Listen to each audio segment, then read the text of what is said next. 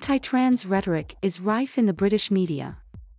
Little is being done to extinguish the flamesOn. Today, last month, the BBC's flagship news and current affairs radio programme, presenter Justin Webb asked Liberal Democrats leader Ed Davey if there should not be spaces where biological males cannot go, in reference to trans women. More than a week later, the leader of the main opposition Labour Party, Keir Starmer, was asked by the BBC's Andrew Marr if it was transphobic to say only women had a cervix. UK Prime Minister Boris Johnson was asked the same question about cervixes this week by right-leaning broadcaster GB News. Both Davey and Starmer said respectful debates were needed on the matters. Johnson avoided answering the question directly, saying, "Biology is very important, but we've got a system now in our country for many, many years where people can change gender, and what I absolutely passionately believe is everybody should be treated with dignity and respect." The questions may appear to be grounded in science, but are in fact troublesome. People identify as transgender when their gender identity doesn't align with what has culturally been associated with the one they were assigned at birth. This is an anathema to Britain's gender-critical feminists, who argue sex is immutable, and some use descriptors, such as biological male, which is considered a slur by trans activists, to describe trans women over their concerns about trans women in women-only spaces. Misgendering trans people is not only harmful to their mental health, but suggesting gender does not exist and that they are the sum total of the sex they were assigned at birth scrubs the existence of trans and non-binary people, say advocates. Also, modern medicine views sex as a spectrum with many variables. Intersex people, for example, have natural variations in reproductive anatomy, chromosome patterns, or other traits that may not align with typical definitions of female or male. Politicians are often either unprepared to reject the terms of this debate or they are actively advancing a transphobic political project themselves. Whatever the intentions of this harmful and exclusionary political project, the effects are to make the UK one of the most transphobic countries in the world, she opined. In recent months, as in other parts of the world, a set of terms have been weaponized against the trans community in Britain.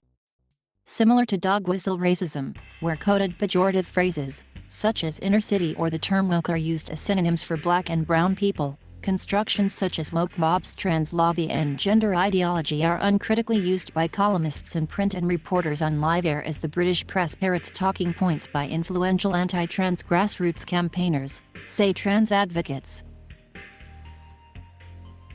In an essay for The Times decrying wokeism last November, Sky News presenter Trevor Phillips said, "The greatest tragedy in all of this is that the gurus of wokedom have persuaded thousands of idealistic young people who rightly want to change the world into supporting what is actually a deeply reactionary movement. The trans activists can only realize their aim of being able to enter spaces reserved for women by erasing the female sex."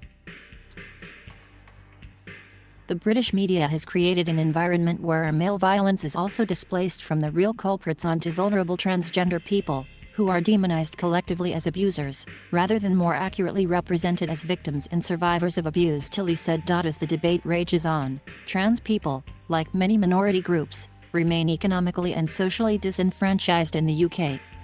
Excluding fraud, trans people are twice as likely to be a victim of crime in England and Wales in the year ending March 2020, according to the Office for National Statistics. They also face years-long waits to receive gender-affirming care at NHS gender identity clinics and are more likely to report healthcare discrimination, domestic violence, and homelessness. Culture wars. Trans-critical rhetoric has real-world impact for Britain's trans and queer communities, especially at a time when UK's government has leaned into the culture wars debate in a bid to appeal to its traditional Conservative Party base and new working-class voters in Northern England. Since Johnson came to power, his Women and Equalities Ministry has stalled on a number of initiatives for the country's LGBTQ community. In September 2020, Liz Truss, the Minister of Women and Equalities, said plans to make it easier for trans people to change their gender via a simplified self-declaratory system would be scrapped. This March, 3 members of the government's LGBT advisory panel resigned.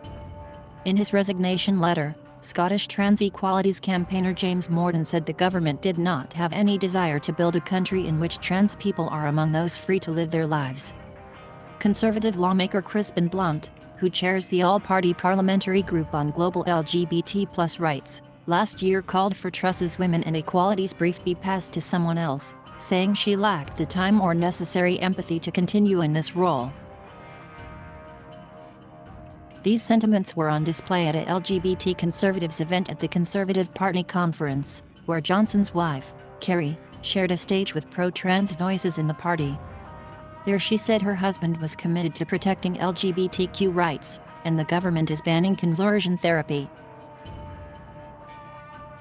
Turn the dial. A 2019 study by linguist Paul Baker, a professor at Lancaster University, found the British press wrote more than 6,000 articles about trans people between 2018 to 19, many of them written in order to be critical of trans people and painted trans people as unreasonable and aggressive, the report wrote. The disproportionality of the trans-critical articles for a community estimated to amount to under 1% of the British population indicates an overreaction. Despite there never having been a trans member of parliament and close to zero trans editors or staff writers at newspapers, an idea has stuck that there is an influential trans lobby behind the scene, and that is very much characteristic of a moral panic, author Faye said.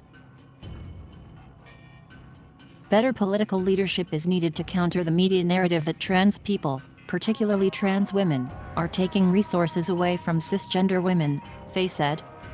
A leader who is willing to tackle the more complex parts of the trans debate, such as the issues surrounding access to gender-based violence services, by promising better resourcing and funds to counter the Conservative Party's austerity cuts on women's refuges, she added. More up words.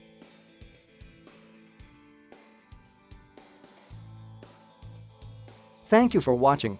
Please subscribe.